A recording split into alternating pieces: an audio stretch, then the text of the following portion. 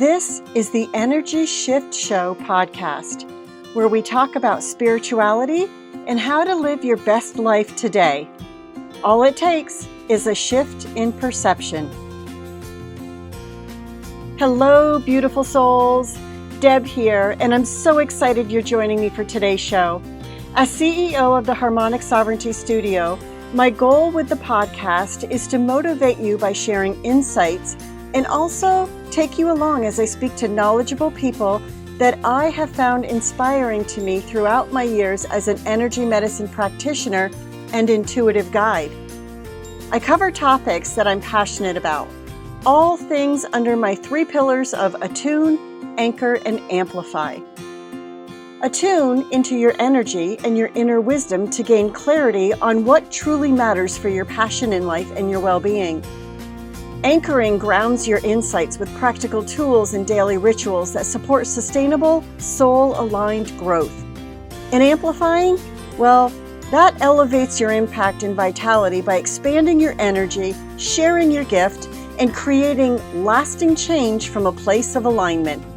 Now listen up for this exciting episode to begin. I will read the disclaimer. This podcast and the topics discussed stem from my own curiosity and desire to learn and should never be taken as direct medical advice. I am not a doctor, dietitian, nor any other medical professional. Please always consult your trusted provider regarding your health and your wellness. Welcome back to today's episode. Today, I want to talk to you about my theme for 2026, since I haven't even shared it with you all yet. And that theme is this: living the rich life.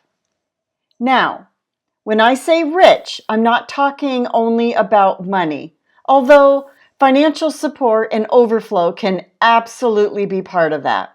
I'm talking about richness in a fuller sense. A rich life is one that feels nourishing, one that feels spacious, and one that feels aligned with who you really are. For me, living the rich life means I no longer measure my life by how much I can push through in a day. I am measuring it by how I feel, how present I am, how much peace I have, and whether my life and my business actually support the person I came here to be. I feel like I've already been living into this in many ways. Not perfectly, but intentionally. And I wanted to open this conversation because I think so many people are craving this right now. They want success, yes, but they also want it with ease. They want joy, and they want room to finally breathe. So what does living a rich life actually mean? I think this is a deeply personal question. For one person, it might mean time freedom. For another, it might mean financial. For another, it might mean deep relationship or having vibrant health, maybe a strong spiritual connection to the creator or source, having meaningful work to show up to every day, or waking up without dread because you're overwhelmed, you're doing too much. Living a rich life asks us to stop borrowing definitions of success from a culture that often rewarded depletion. It's asking us to get honest. What actually matters to me would be a great question to start with. What makes me feel alive? And what supports my well-being? What helps me feel connected to myself? For me, richness includes peace to my nervous system. It includes enough spaciousness in my calendar that I can hear myself think. I can pivot when my energy is telling me, no, I don't feel like doing that. I don't have the focus to do that. I can then schedule that somewhere else in my calendar and listen to that inner wisdom that is calling for me and longing for me to ground by maybe soaking in an Epsom salt bath, maybe going to hang out at the pool and just chill out on a lounger for a little bit, or even taking a nap. But I want you to hear this. It just means that it includes things that are going to fill you back up. So, it also includes trusting that rest is productive. It's not being lazy. That slowing down is not failure. And that choosing what truly supports you is not selfish. It's wise. It's self-care. It's loving you first. One of the biggest tools that has supported me is self-care, but not in the surface level way that you often hear about, whether it's getting your nails done or getting your hair done or getting lash extensions, whatever that is. Those to me are things that are an outward appearance of what self-care could be.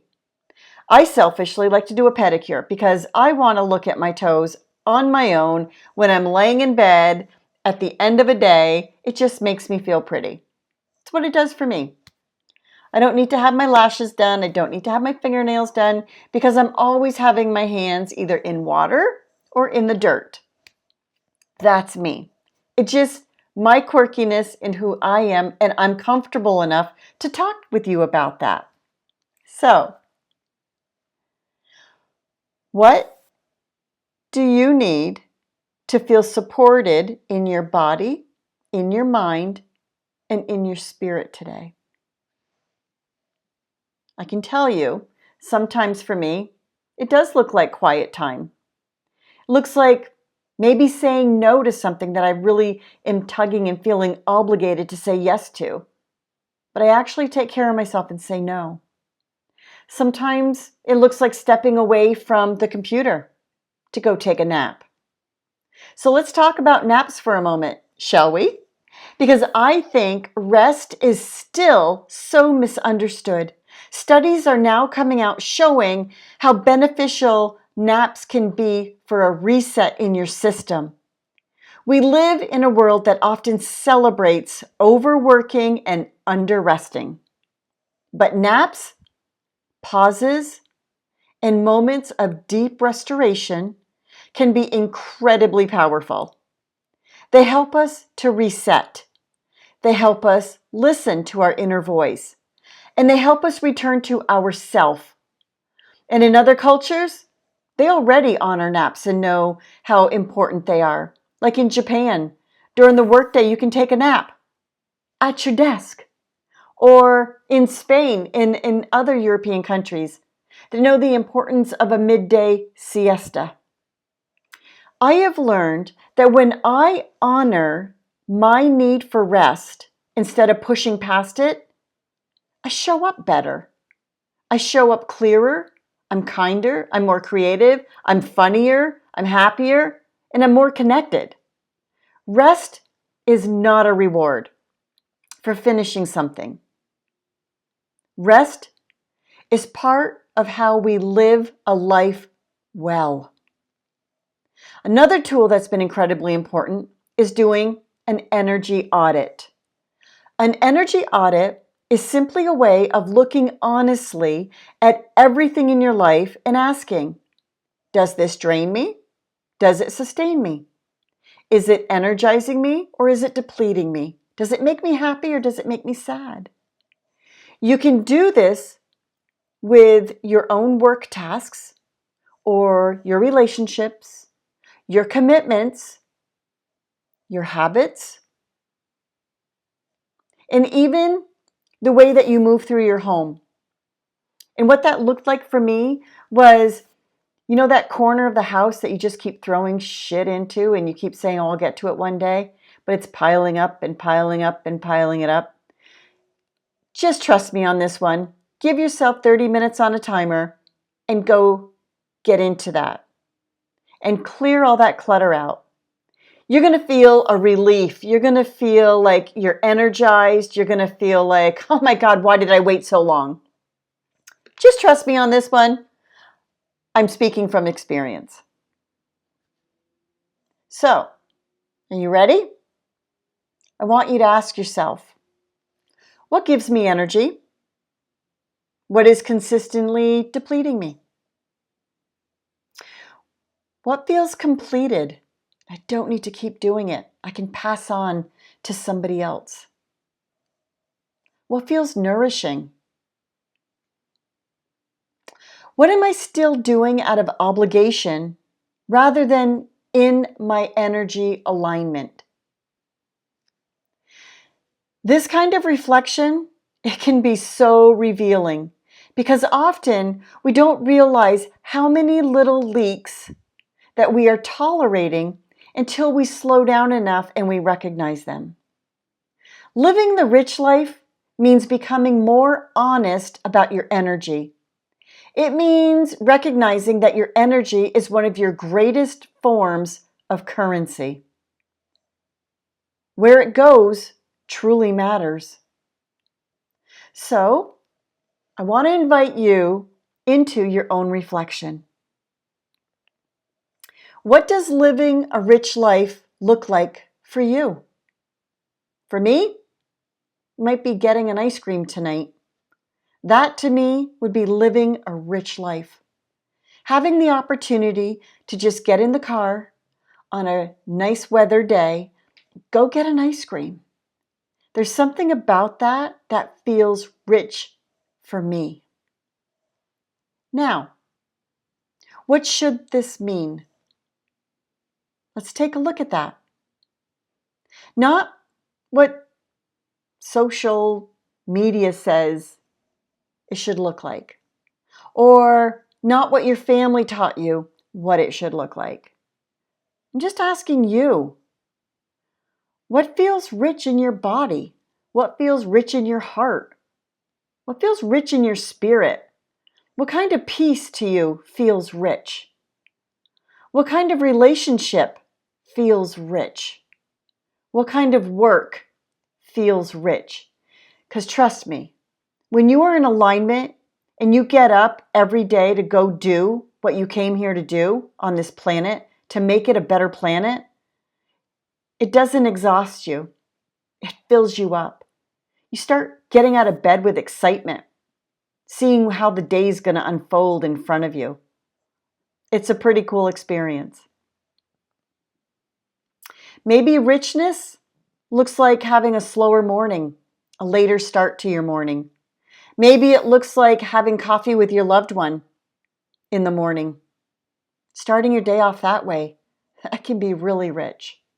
Maybe it looks like more laughter. Maybe you don't give yourself permission to laugh more. Don't worry about if somebody says you have a funny laugh. Screw that. Just laugh more. Stop worrying about what other people think, because you can never get this time back. We all have the same amount of minutes in a day. How are you spending yours? I know how I'm spending mine.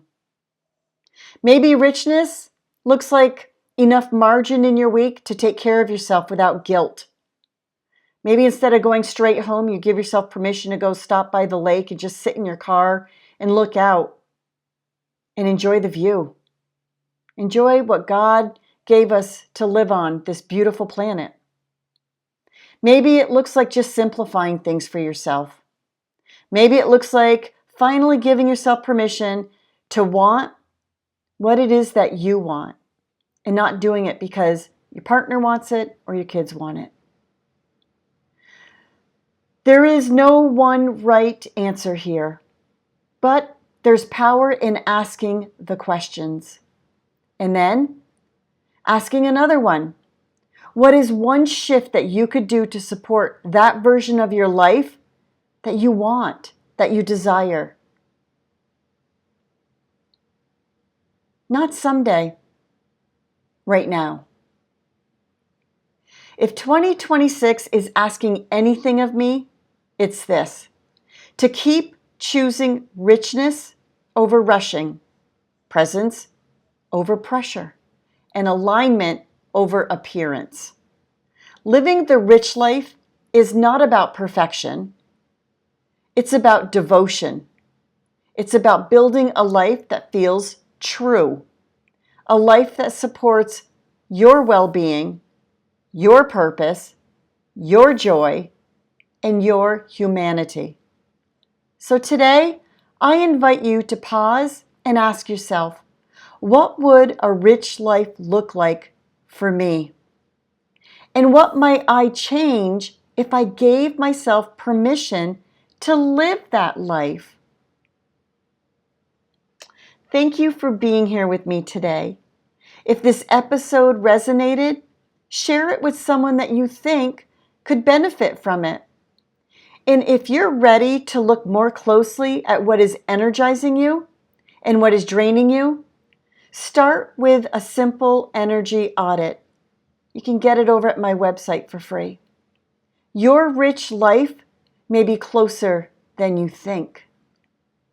If this conversation spoke to you today, send me a message with the word rich and share one thing that you are doing to live your rich life today. Thanks for tuning in. Until next time, bye for now.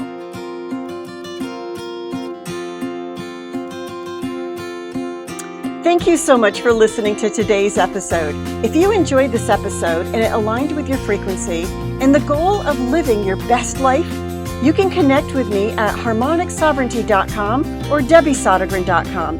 Check out my YouTube channel, Debbie Sottogren. Follow me on Instagram and Facebook at Harmonic Sovereignty Studio. I invite you to send me your questions or comments or just say hello on social media or email me at debbiesottegren@gmail.com. And remember, a shift in perception is sometimes all it takes for you